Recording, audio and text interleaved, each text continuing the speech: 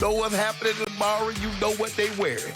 Yep. So we get to start this show talking about the true GOAT. And then in our next block, we're going to talk about the phony GOAT in his phony fourth ring. No, don't do this. Don't do that. Here we go. We will talk about Nikki Foles might pull Don't something worry, off. Shannon. We'll get to it. We'll talk about the Cowboys and their defensive struggles. But you know what, Skip, you're right. We got to talk about that other GOAT, the real GOAT, Tom Brady. His Week 4 performance continues to look more impressive, guys. Not only did Brady sling 5 touchdowns and a come-from-behind win, but the 43-year-old quarterback was also named the NFC Offensive Player of the Week. So, Shannon, did he deserve it?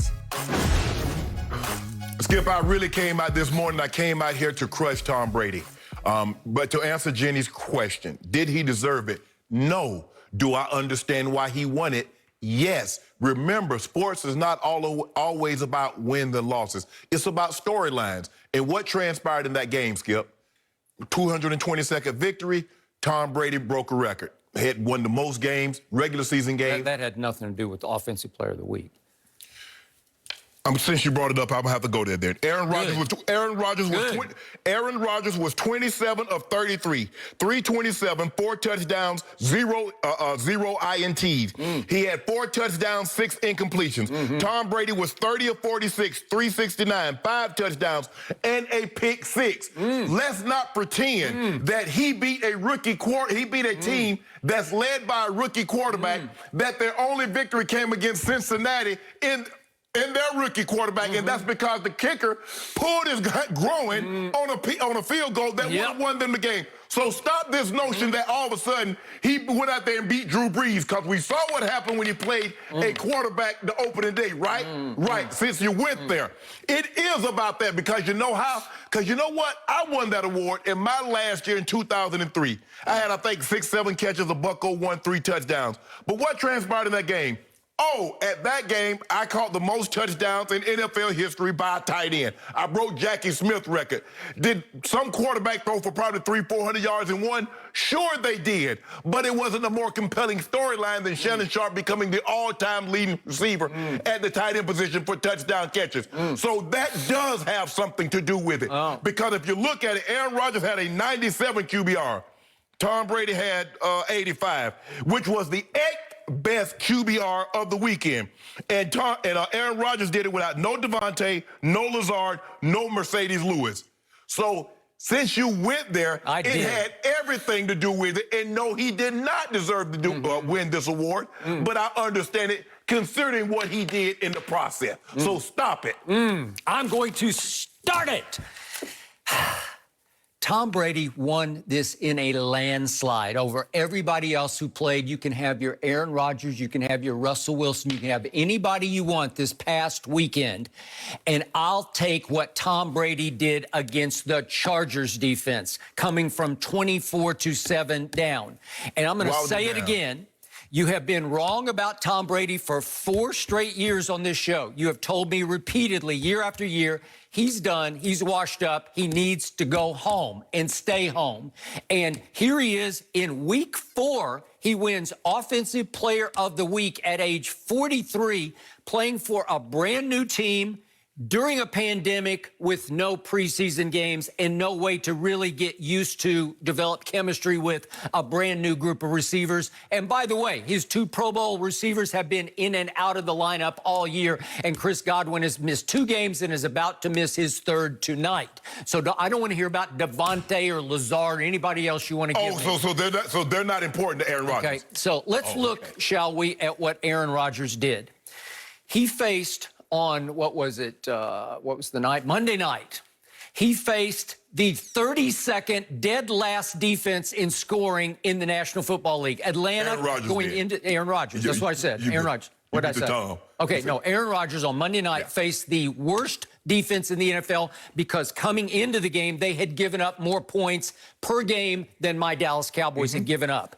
And in that game, they had to start 4 backups at all 4 DB positions, and 2 of those got hurt during the game. So you're down to 3rd stringers at 2 of the DB positions, and Tack McKinley was out, so you're down maybe your best edge pass rusher, certainly so. Yeah. Grady Jarrett was there, but he's more interior.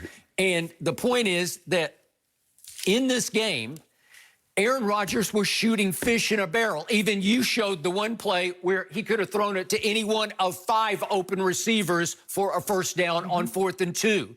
It was a joke of a game to me. And Tom Brady faced on Sunday the 4th best scoring defense. They were ranked 4th coming into the game on points allowed.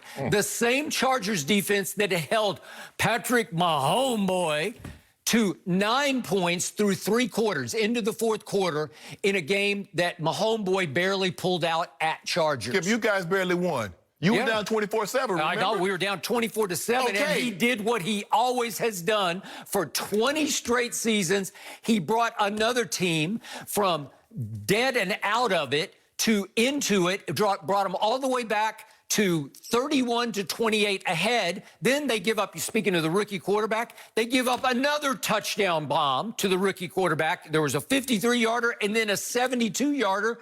Suddenly put the Chargers back ahead. 35-31, and he did it again. He brought him back again and hit my little man, Keyshawn Vaughn from Vanderbilt University, their 3rd-round pick, for his 5th touchdown pass to bring him back a 2nd time in the 4th quarter. Yet another 4th quarter comeback for Tom Brady. I don't know how you can top that. The degree of difficulty was, and I'll give Tom an 8. Your degree of difficulty for Aaron Rodgers was a 0. Hold on. Let me see.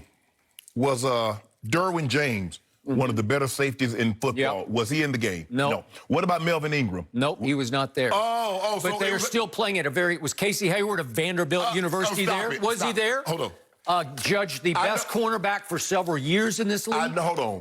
This is not the same Chargers team that lost to Carolina without Christian Black C-Mac. Not that Carolina. That ain't this Charger team. Okay. The one that almost beat the Kansas City Chiefs that you say are prohibitive favorites. They almost beat you. Well, you said Tampa Bay is prohibitive favorites. They came back. He threw 5 touchdown passes. How can you there's no way you can discount this one. He's got you dead to rights. Yeah. And you threw 13 more passes, but you had 39 more yards. Or you had 40 more yards. I mean, really, Skip? You had 40 more yards, really? And you threw 13 more passes. And you threw a pick 6 for the 2nd time this season. He did. And he overcame it with 5 touchdown passes. 24-7 down to that defense and came back. Think about it. Atlanta's defense was probably, by the end of the Monday night game, worse than even my Cowboys defense. Skip, the guy has a higher QBR, higher completion percentage, yards per attempt. And you're saying that he didn't deserve it. So he did not deserve it. I want you to keep that same energy. Yeah, I'm going to keep it. And by the way, Tom Brady is doing things that nobody has really locked into and noticed because you continued to discount him as dink and dunk Tom. That's what he doing. Throwing to his backs. Backs and tight ends, yep.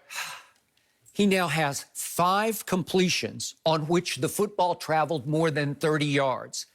That is 5 for this year. Last year in New England, he had 5 for the whole year. This is 5 through 4 games. You're feeling real good about yourself, aren't you? No, I'm feeling great about myself because you are so wrong about this. How about this? On just deep passing yardage through 4 games, guess who leads the whole league in that? The 43-year-old. Deep passing yards. It's ball travels deep, okay? He is completing at least 3 deep passes a game for an average of 102 yards a game, and that's the tops in the league. How can you fight with that? Even Pro Football Focus on its overall grading system has him graded, Tom Brady, 3rd in the league. It has Patrick Mahomes 7th so far, and I think that's exactly. Oh, they do. Yeah. If you've watched him closely, if you watched him at Chargers, if you watched him against Belichick's defense, he was pretty shaky. What do you think Belichick defense would do against Tom Brady? A guy that he studied. I would love to see that. Oh, yeah, well, I would love to see it, too. Yeah. Skip. Did you see what Russell Wilson did to Bill Belichick's defense? Did you see what he did? Yeah. Wasn't that I saw what New Orleans did to Tom Brady. I saw what he did to Tom Brady. In week 1? Oh, nice week 1. Where he hadn't played a snap with his receivers in a real game? No preseason game? No, Are you kidding? It doesn't matter. He the GOAT. It don't need practice. It doesn't matter what week it is. What happened? Pro Football Focus says that Tom Brady leads the NFL in what are called big-time throws with 16. I noticed what I'm noticing about Pro Football Focus. Yep. When Tom Brady was leading in QBR, that was the only stat that mattered. Now he's down at the bottom. We come up with big-time throws. It used to be QBR. It used to be completion percentage. And we by the keep way, trying to find a way to get him on the list. You ripped Brady yesterday. You said he's throwing to wide-open receivers. So here's the definition of Pro Football Focus's big-time throws. They're throws with excellent ball location and timing, generally thrown further down the field and into tighter windows. I've seen a whole bunch of throws where the man was covered and the ball hits the receiver right there. Show them. I want you to show them ones to Scotty Miller, and I want you to tell me he's covered. Show the ones to Scotty Miller when he caught the touchdown. Show those. No, he was open. Mike Evans. Yeah, those are open. He's open. Okay, but he's thrown a whole bunch where the receiver was covered, and I said, wow, that was a good throw. Skip, stop. And we're not even counting the ones that were pass interference because he threw deep balls that were right on target, and the DB had no choice but to foul. I believe Aaron Rodgers should have won this award, but I understand. Against the Atlanta defense? Hold on, the NFL team, right? I don't know. That's debatable. You've already called for the man's job, right? I just for Coach Quinn, right? Shouldn't he be uncoached Quinn? I don't really know what Mr. Blake is hoping, but hey, that's his business. He runs the house. But Skip, so in other words, so we got to take one touchdown off the board because you can't give up a touchdown and get a touchdown. So in other words, Tom Brady had 4 touchdowns just like Aaron Rodgers. Yep. And fortunately, Justin Watson, he was the target of both the pick sixes that Tom has thrown this year. I'm knocking on wood that he has a quick return, but he's out tonight, so at least you don't have that threat in the lineup. But Tom Brady makes everybody better. Make Justin Woods better. That's what Tom Brady is known for. Yep. Justin Watson. Yep. That's what you told me now. Ivy Leaguer, Penn, fifth round. Talk about what they got to do with anything. So they can't play football. They don't play football in the Ivy League. Some of them can. Some of them can't. Whoa, hold on. Wait a minute. I thought you said Vanderbilt was the Ivy League of the South. No, we're the Harvard. Harvard, okay, y'all thought y'all was the Harvard. Actually, Harvard is the Vanderbilt of the North. Okay. You got to get that straight. So, in other words, Casey Hayward and Keyshawn Vaughn got no business in the NFL because they went to Vanderbilt. We are an NFL pipeline. We are an MLB pipeline. You can't turn on a playoff game without seeing 2 or 3 Vanderbilt kids. I'll give you baseball. I will concede that, but I ain't going to no football. Yeah, they're everywhere. Which brings us to tonight. Yes. This is going to be a tough test for Tom Brady because speaking of all those receivers, Chris Godwin is still out. Mike Evans, once again, did not practice, is listed as questionable. He's not going to, guess what, Skip? Mike Evans, there's a great chance Mike Evans does not practice the rest of the season. Great. But he's going to play. Scotty Miller did not practice once again, listed as questionable. Leonard Fournette is doubtful.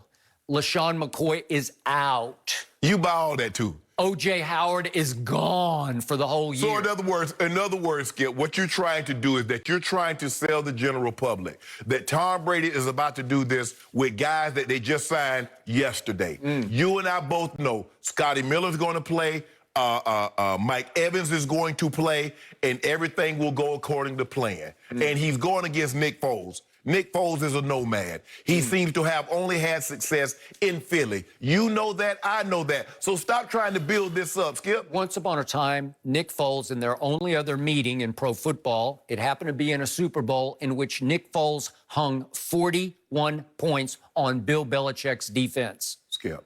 He had 41. He had a career, Skip. He had a stretch of 2 games, the NFC Championship and the Super Bowl, as played as well as any quarterback has ever played 2 meaningful ball games. I will give you that. But to make this notion that Nick Foles has had a Peyton Manning or a Drew Brees or Ben Roethlisberger type career is a fallacy. He's a nomad. He's bounced around. He seemed to have only had success in Philly. That's factual, Skip.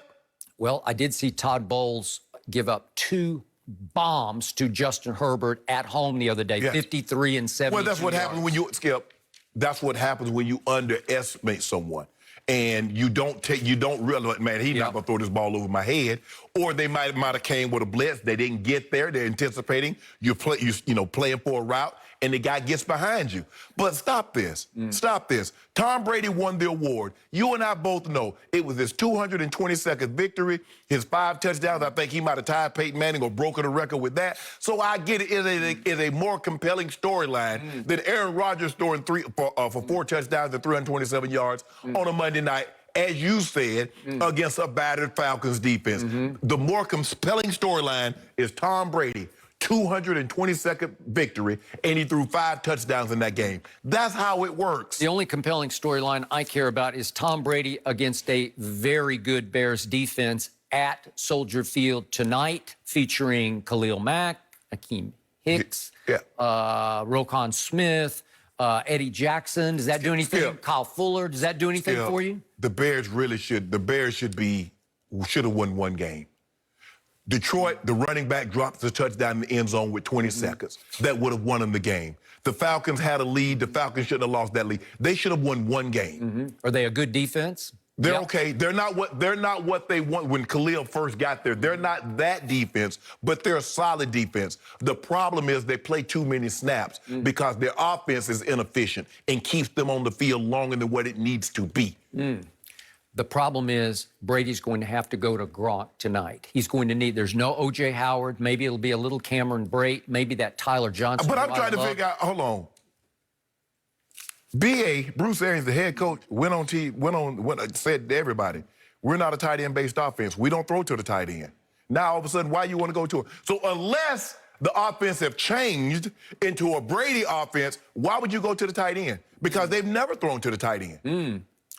Well, maybe it's time, and maybe he was just setting people up by not telling the truth. Do you just blurt out the truth? Skip. Do you let them see what's coming or not coming? Everybody knows BA's offense is not tight end friendly. It's not. It's a wide receiver based offense. It's to throw the ball down the field. He loves chunk plays. He loves to try to rip your heart out with the 50-yard to 80-yard touchdown pass. Yeah, you told me Tom Brady's just dink and dunk. You told me he's a noodle arm, that he's washed up. That's what you've been telling me. All I'm saying is, if you look at the targets between the backs and the tight end, it's greatly increased from week 1 to week 4. It went from 15 in week 1 to 24 in week 4. That's what we know. So most deep yardage in the whole NFL? Yikes. Huh. And How can you argue out of that one? And most throws to the running backs other than what Drew Brees Is it does. legal to throw it to the running back? I'm not saying it's not, but let's not pretend that he's giving the plays that Jameis gave you last year with the big chunk plays to Godwin and Mike Evans. That's not the case. Jameis turned it over 35 times. Want to bet Tom doesn't turn it over 35 times? He gonna have just as many pick sixes as You think Jameis. so? You think? How about turnovers? How many cases you want to bet on turnovers? No, he's not. Thank you. Because you know why? He's not going to take the risk that they asked Jameis to do. B.A. asked Jameis to throw the ball down the field. And when the ball got in harm's way, he frowned on it. Well, he's not asking Tom to put the ball up like that. He did in week 1, and you got upset. How dare you call him out? How dare he's a GOAT? And I called Bruce Arians out for saying that, and guess what Bruce did one day later? He apologized because he was wrong and I was right. No, so I don't know. I'm not in the Hall of Fame. How do I know football? I knew what happened. It was an option route, and Mike Evans stopped. Okay, what about that? What about that pick 6 to Jack Rabbit? Whose fault was that? Okay. What about that pick 6? I told you, 2 to Justin Watson. Okay, so whose fault was those?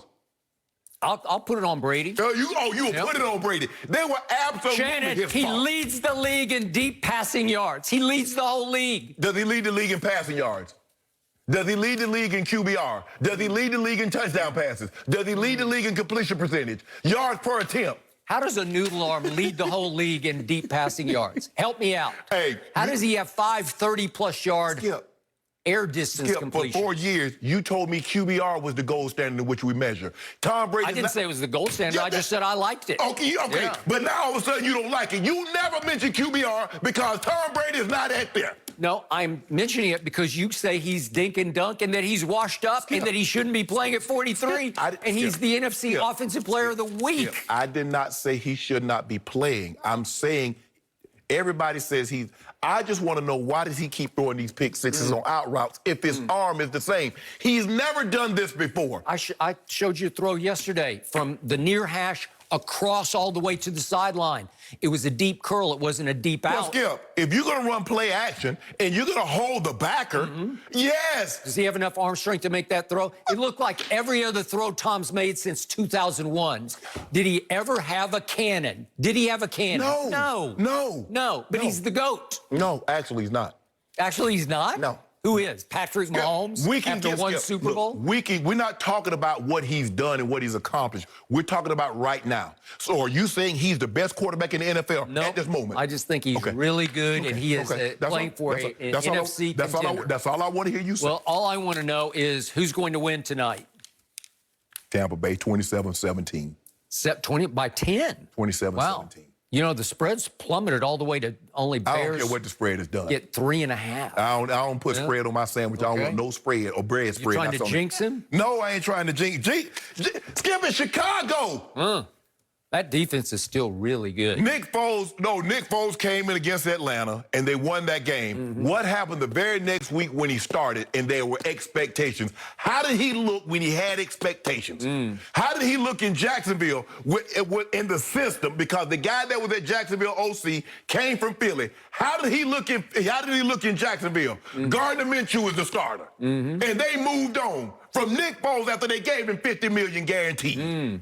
Nick Foles has one of the greatest playoff resumes ever. Skip, I'm not going to debate that. That NFC Championship game in the Super Bowl might be the best NFC Championship game, Super Bowl combined in NFL history. I won't deny that. But his body of work is very incomplete. Okay? I hope he's just a journeyman tonight.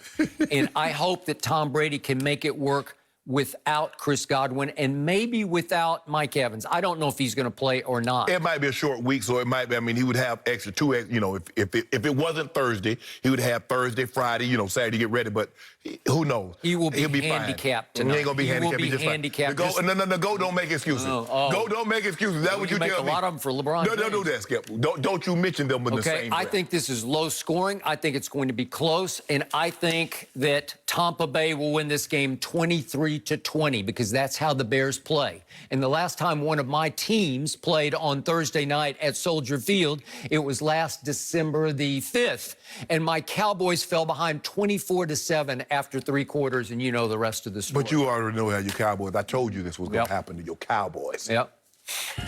We're going to get to the Cowboys later, Shannon, on that note. Are. And since we do have to talk about tomorrow night and the Lakers and what maybe Shannon will be doing over the weekend and celebrating